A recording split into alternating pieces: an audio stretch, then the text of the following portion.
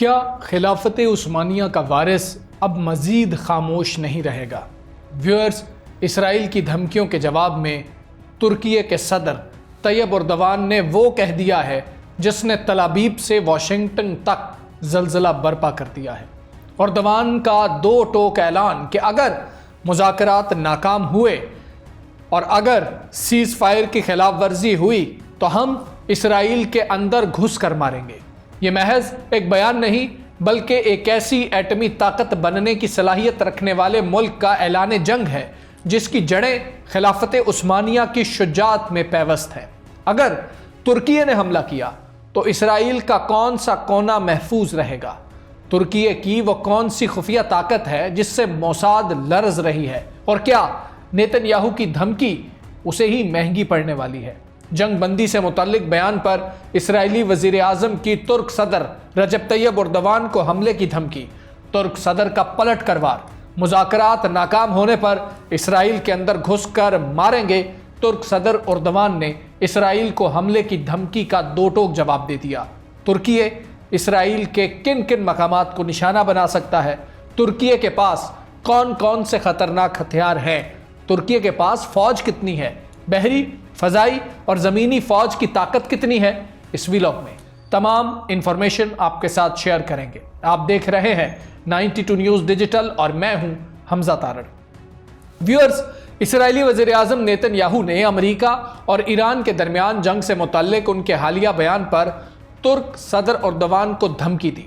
اسرائیلی وزیر اعظم نیتن یاہو نے ہفتے کے روز طیب اردوان کو امریکہ اور ایران کے درمیان ہونے والی جنگ بندی سے متعلق ان کے حالیہ بیانات پر سخت تنقید کا نشانہ بنایا اور کہا کہ اسرائیل ایران اور اس کے علاقائی ہم نواؤں کے خلاف اپنی لڑائی جاری رکھے گا۔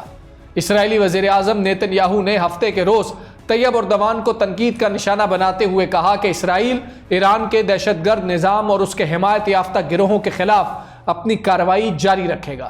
یہ بیان ایسے وقت میں سامنے آیا جب چند روز قبل امریکہ اور ایران کے درمیان جنگ بندی پر پاکستان نے اتفاق کروا دیا تھا۔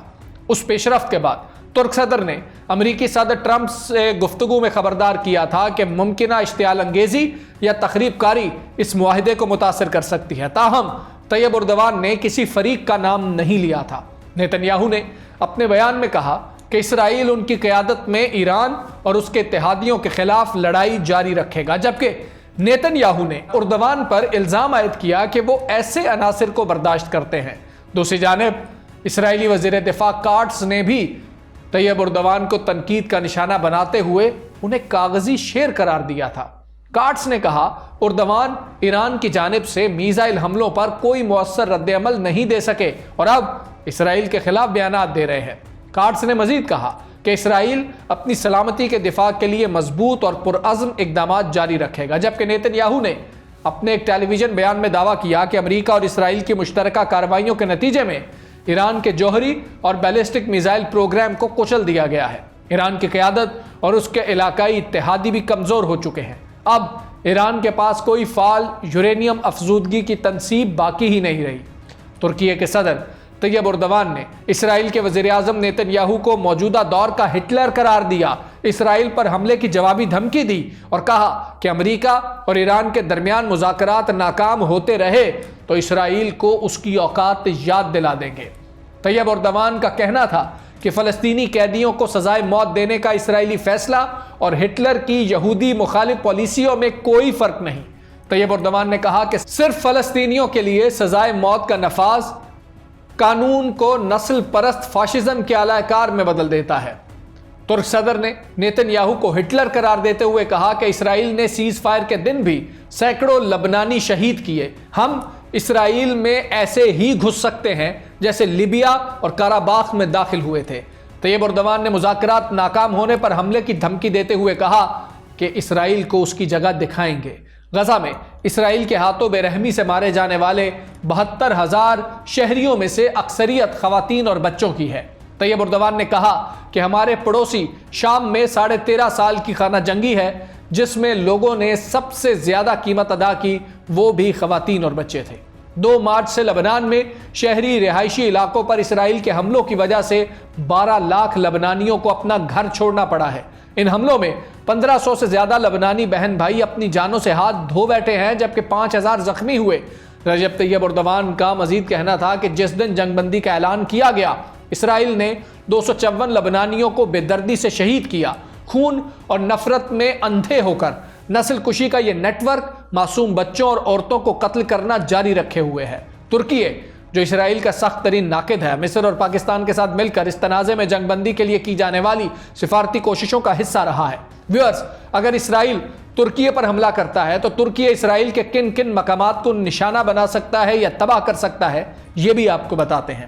ترکی اور اسرائیل کے درمیان بڑھتی ہوئی کشیدگی اور صدر طیب اردوان کے بیانات کے تناظر میں عسکری تجزیہ کاران ممکنہ اہداف کی نشاندہی کرتے ہیں، جنہیں کسی بھی براہ راست تصادم کی صورت میں ترکی اپنی جدید میزائل ٹیکنالوجی اور فضائی قوت سے نشانہ بنا سکتا ہے۔ ترکی کی عسکری حکمت عملی میں یہ مقامات اہمیت کے حامل ہو سکتے ہیں۔ تل ابیب اور دفاعی ہیڈ کوارٹرز، اسرائیل کا دارالحکومت اور عسکری مرکز تل ابیب ترکی کے تیفون جیسے طویل فاصلے تک مار کرنے والے بیلسٹک میزائل کی زد میں ہے۔ تل ابیب میں واقع اسرائیل کا مرکزی فوجی ہیڈ کوارٹرز اور انٹیلیجنس مراکز ترکی کا پہلا ہدف بنیں گے۔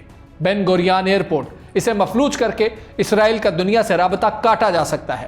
حیفا کی بندرگاہ اور صنعتی مراکز اسرائیل کی معیشت اور سپلائی کا سب سے بڑا مرکز۔ بحری تنصیبات کا ذکر کیا جائے تو ترکی کی طاقتور نیوی اور ڈرونز حیفا کی بندرگاہ کو نشانہ بنا کر اسرائیلی بحریہ کو مفلوج کر سکتا ہے۔ ترکی حیفا میں واقع پیٹرو کیمیکل پلانٹس کو نشانہ بنا کر اسرائیل کی توانائی کی فراہمی کو روک سکتا ہے۔ اسرائیل کی ایئر بیسز جو اسرائیل کی اصل طاقت ہیں اس کی فضائیہ ہے، ترکی اپنے اسٹیلتھ ڈرونز کے ذریعے ان اڈوں کو نشانہ بنا سکتا ہے جہاں اسرائیل کے F-35 اور دیگر جنگی طیارے موجود ہوتے ہیں۔ وہاں پر بھی ان اڈوں کو ناکارہ بنانا فضائی برتری حاصل کرنے کے لیے ضروری ہوگا۔ ڈیمونا ایٹمی پلانٹ، اگرچہ یہ ایک انتہائی حساس اور خطرناک قدم ہوگا، لیکن تصویراتی طور پر ترکی کے میزائل اس مقام تک پہنچنے کی صلاحیت رکھتے ہیں۔ اسرائیل کے جنوبی صحرائے نقب میں واقع یہ پلانٹ اس کے جوہری پروگرام کا مرکز ہے۔ گیس فیلڈز، بحیرہ روم میں اسرائیل کے گیس فیلڈز جیسے کہ لیوتھان گیس فیلڈ سمندر کے اندر موجود ہے۔ ترکی اپنی جدید آبدوزوں اور بحری بیڑے کے ذریعے ان تنصیبات کو بھی نشانہ بنا کر اسرائیل کو شدید معاشی بحران میں مبتلا کر سکتا ہے۔ ترکی کی برتری کے عوامل کی بات کی جائے تو ڈرون ٹیکنالوجی، ترکی کے دیگر مسلح ڈرونز دنیا بھر میں اپنا لوہا منوا چکے ہیں۔ یہ اسرائیل کے آئرن ڈوم پر دباؤ ڈالنے کی بھرپور صلاحیت رکھتے ہیں۔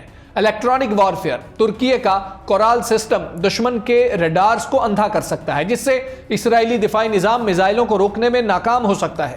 ترکی کی رسائی اسرائیل کے طول و عرض میں ہر اہم مقام تک ہے، اور حالیہ میزائل تجربات جیسے طیفون جس کی حد 1000 کلومیٹر تک بڑھائی جا رہی ہے، جس نے اس خطرے کو اسرائیل کے لیے حقیقت بنا دیا ہے۔ ترکی کے پاس کون کون سے خطرناک ہتھیار ہیں، اس بارے میں بھی آپ کو بتاتے ہیں کہ یہ کس طرح اسرائیل کو دبوچ سکتے ہیں۔ ویورز، ترکی کا سب سے بڑا ہتھیار اس کے ڈرونز ہیں، خاص طور پر بائرر قطار TB2 اور قزل ایلما ہے۔ یہ ایک سٹیلتھ ریڈار سے بچنے والا بغیر پائلٹ کے لڑاکا طیارہ ہے جو آواز کی رفتار سے اڑ سکتا ہے۔ یہ ڈرونز جھنڈ کی صورت میں حملہ کر کے اسرائیل کے ریڈارز کو مصروف کر سکتے ہیں، جس سے دفاعی نظام کے ناکام ہونے کا خدشہ بڑھ جاتا ہے۔ ترکی نے حال ہی میں میزائل کا کامیاب تجربہ کیا ہے جس کی رینج 1000 کلومیٹر تک بتائی جاتی ہے۔ یہ میزائل اناتولیا کے کسی بھی حصے سے لانچ ہو کر اسرائیل کے دل یعنی تل ابیب کو نشانہ بنا سکتا ہے۔ اس کے علاوہ کروز میزائل اپنی گائیڈنس مطلب کہ پریسیشن گائیڈنس کی بدولت دشمن کی اہم تنصیبات کو انتہائی درستگی کے ساتھ تباہ کرنے کی صلاحیت رکھتا ہے۔ الیکٹرانک وارفیئر سسٹم، یہ ترکی کا وہ خفیہ ہتھیار ہے جو کسی بھی میزائل سے زیادہ خطرناک ہو سکتا ہے۔ کورال سسٹم دشمن کے ریڈار، کمیونیکیشن نیٹ ورک اور دفاعی میزائل سسٹم کو جام کر دیتا ہے۔ اگر ترکی اس کا استعمال کرتا ہے تو اسرائیل کے دفاعی نظام کو یہ پتہ ہی نہیں چلے گا کہ حملہ کس سمت سے ہو رہا ہے، اور وہ فضا میں موجود میزائلوں کو ٹریک ہی نہیں کر پائیں گے۔ ترکی کی رئیس کلاس آبدوزیں اور TCG اناتولو دنیا کا پہلا ڈرون کیریئر بحری جہاز ہے جو بحیرہ روم میں اسرائیل کے گیس فیلڈ اور ساحلی شہروں کے لیے براہ راست خطرہ ہے۔ ان آبدوزوں سے فائر کیے جانے والے ٹارپیڈوز کسی بھی بحری بیڑے کو غرق کرنے کی طاقت رکھتے ہیں۔ یہ تمام ہتھیار اسرائیل پر کامیاب حملے کیسے کر سکتے ہیں؟ تو ویورز، ترکی کی حکمت عملی ملٹی ڈائمینشنل ہو سکتی ہے۔ پہلے کورال کے ذریعے ریڈاروں کو اندھا کرنا، پھر ڈرونز کے ذریعے فضائی دفاع کو الجھانا اور آخر میں میزائلز کے ذریعے اسرائیل کے اہم فوجی اڈوں، بجلی کے مراکز اور بندرگاہوں کو نشانہ بنانا۔ یہ ایک ایسا مربوط حملہ ہوگا جسے روکنا دنیا کے مہنگے ترین دفاعی نظام کے لیے تقریباً ناممکن ہو جائے گا۔ ترکی کے پاس کتنی فوج ہے، بحری، فضائی اور زمینی فوج کی طاقت کتنی ہے، یہ بھی جان لیجئے۔ ترکی کے مسلح افواج نفری اور طاقت کے لحاظ سے دنیا کی صف اول کی افواج میں شمار ہوتی ہیں۔ نیٹو میں امریکہ کے بعد دوسری سب سے بڑی فوج رکھنے والا یہ ملک اپنی دفاعی خود انحصاری کی وجہ سے خطے میں ایک ناقابل تسخیر قوت بن چکا ہے۔ اب ترکی کی عسکری طاقت کا تفصیلی جائزہ بھی آپ کے ساتھ شیئر کرتے ہیں۔ کل فوجی نفری کی بات کی جائے تو ترکی کے پاس تقریباً 5 لاکھ سے 5,50,000 کے قریب ایکٹیو فوجی موجود ہیں۔ اگر ریزرو فورس اور نیم فوجی دستوں کو شامل کیا جائے تو یہ تعداد 8 لاکھ سے 10 لاکھ تک پہنچ جاتی ہے۔ یہ افرادی قوت جنگی صورتحال میں کسی بھی ملک کے لیے ایک ڈراؤنا خواب ثابت ہو سکتی ہے۔ زمینی فوج کی بات کریں تو ترکی کی زمینی فوج مشرق وسطیٰ اور یورپ میں سب سے زیادہ طاقتور مانی جاتی ہے۔ ترکی کے پاس 2200 سے زائد جدید ٹینک ہیں، جن میں جرمن ساختہ اور ترکی کا اپنا تیار کردہ جدید ترین ٹینک بھی شامل ہے۔ ترکی کے پاس تقریباً 35,000 سے زائد بختر بند گاڑیاں اور مائن ریزسٹنٹ گاڑیاں ان کی زمینی نقل و حرکت کو محفوظ بناتی ہیں۔ ترکی کے پاس 2000 سے زائد خودکار توپیں اور راکٹ لانچر سسٹم موجود ہیں، جو زمین سے زمین پر تباہی مچانے کی بھرپور صلاحیت رکھتے ہیں۔ فضائی طاقت کی بات کی جائے تو ترکی کی فضائیہ جدید ٹیکنالوجی اور تجربہ کار پائلٹ سے لیس ہے۔ ترکی کے پاس 250 سے زائد F-16 بلاک 50 طیارے ہیں، جنہیں ترکی خود اپ گریڈ کرنے کی صلاحیت رکھتا ہے۔ ترکی اب طیاروں سے زیادہ اپنے ڈرونز پر انحصار کر رہا ہے۔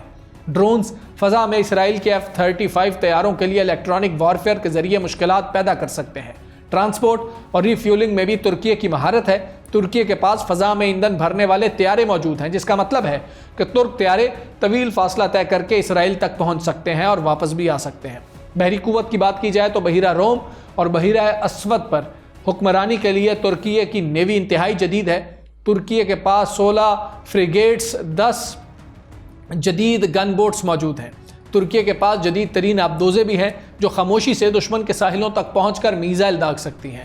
TCG اناتولو یہ ترکی کا ڈرون کیریئر جہاز ہے، جو سمندر کے بیچ میں ایک تیرتا ہوا ایئر بیس ہے، جہاں سے ڈرونز اور ہیلی کاپٹرز اسرائیل کے ساحلی شہروں پر حملہ کر سکتے ہیں۔ ترکی کی افواج اسرائیل کو کیسے نشانہ بنائیں گی، یہ بھی جاننا بہت اہم ہے۔ ترکی اپنی اس وسیع فوج کو 3 طرح کے حملوں کے لیے استعمال کر سکتا ہے۔ سمندر سے ترکی کے بحری بیڑے اور آبدوزیں اسرائیل کی بحری ناکہ بندی کر سکتے ہیں اور ساحلی تنصیبات پر حملہ کر سکتے ہیں۔ فضا سے ترکی کے طویل فاصلے تک مار کرنے والے ڈرونز اور F-16 طیارے اسرائیل کے دفاعی نظام آئرن ڈوم کو اوور لوڈ کر کے فوجی اڈوں کو تباہ کر سکتے ہیں۔ اور میزائلوں کا استعمال بھی ترکی کر سکتا ہے، جو سینکڑوں کلومیٹر دور سے اسرائیل کے اندرونی حصوں کو نشانہ بنانے کی صلاحیت رکھتے ہیں۔ ترکی کی اصل طاقت اس کا دفاعی پیداواری ڈھانچہ ہے، یعنی جنگ کی صورت میں اسے کسی دوسرے ملک سے اسلحہ مانگنے کی ضرورت ہی نہیں پڑے گی۔ وہ خود اپنا اسلحہ بنا کر جنگ کو طویل عرصے تک جاری رکھ سکتا ہے۔ ویورز، تاریخ گواہ ہے کہ جب عثمانی بیدار ہوتے ہیں تو سلطنتیں اپنی سرحدیں سنبھالنے لگتی ہیں۔ نیتن یاہو نے اردوان کو کاغذی شیر کہہ کر شاید زندگی کی سب سے بڑی غلطی کرتی ہے، کیونکہ یہ شیر اب شکار کے لیے تیار بیٹھا ہے۔ ترکی کی دفاعی خود انحصاری، اس کے میزائل اور اس کے ڈرونز اس بات کی گواہی دے رہے ہیں کہ اگر جنگ چھڑی تو اسرائیل کو دفاع کا موقع بھی نہیں ملے گا۔ اردوان نے واضح کر دیا ہے کہ وہ اسرائیل کو جدید دور کا ہٹلر مانتے ہیں، اور ہٹلر کا انجام کیا ہوا تھا یہ دنیا جانتی ہے۔ کیا پاکستان، ترکی اور مصر کا یہ اتحاد اسرائیل کے لیے یوم قیامت ثابت ہوگا؟ کیا واقعی طیب اردوان لیبیا اور قراباغ کی طرح اسرائیل میں داخل ہو جائیں گے؟ آپ کی اس بارے میں کیا رائے ہے؟ کامنٹ سیکشن میں ضرور بتائیں۔ مجھے اجازت دیں۔ اللہ حافظ۔